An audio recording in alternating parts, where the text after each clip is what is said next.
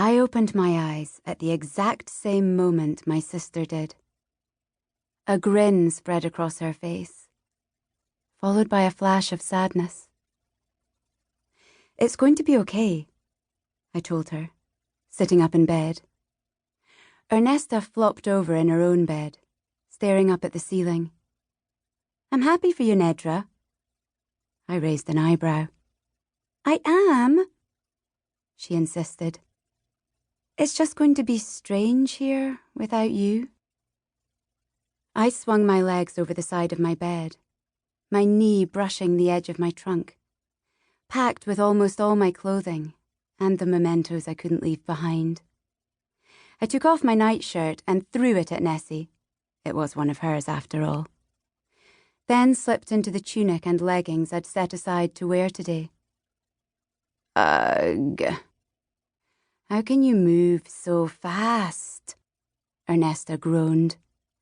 She melted out of bed and let her head thunk on the doorframe as she rooted around in our wardrobe, now much emptier without my clothes taking up space.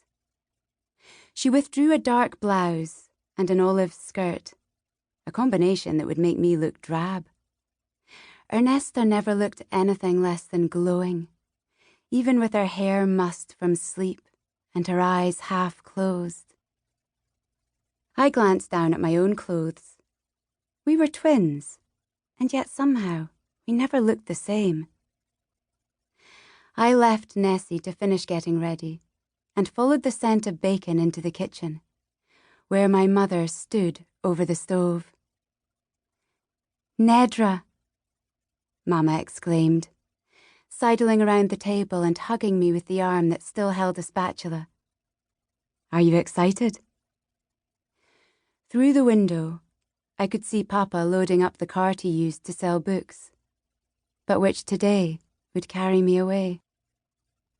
"I think so," I said. My stomach churned, but even though Mama slid a plate of fried eggs, a biscuit, and 3 strips of bacon over to me, I realized that it wasn't hunger that ached me. Mama made Nessie's plate, no biscuit and extra bacon, and placed it beside black coffee, already poured and cooling. She squeezed my shoulder, her hand slipping around my neck to readjust my necklace. "You'll be fine," she whispered. I couldn't help but doubt her. Doubt myself. Ernesta came in, stealing a piece of my bacon before turning to Mama and chatting excitedly about plans to meet Kava, the shoemaker's apprentice. As Nessie rattled on, I watched our father through the window. Papa stood outside, checking the straps on the mule and inspecting the cart, going over the same old routine, but with a scowl on his face, his eyes blazing. He didn't want me to go. Mama noticed my gaze and wrapped an arm around me. "It's going to be okay," she said. "Of course it is." Nessie rolled her eyes. "They obviously want you." "They didn't last year," I said, staring at my fork. Yugen Academy rarely accepted students who weren't funneled through the private schools and the alchemical tutors hired by the elite. Last year, I'd applied to join the program and was soundly denied. "Well, they're paying you this year," Nessie said.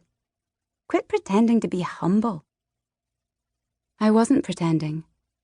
The scholarship that would take care of my room, board, and tuition at Yugen this year was astounding, even more so since such scholarships were rarely awarded. But somehow the pride of it, of having my dreams not only come true, but also be financed, was buried under the fear and worry of leaving behind the only home I'd ever known. Especially if Papa didn't want me to go. "Besides, what would you do if you stayed here?" Nessie asked. "Steal Kava from you?"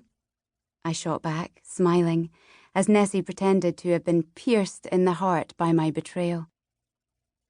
But my focus drifted away as breakfast wore on. I'd thought I wanted normal on my last day at home. But normal made me sad.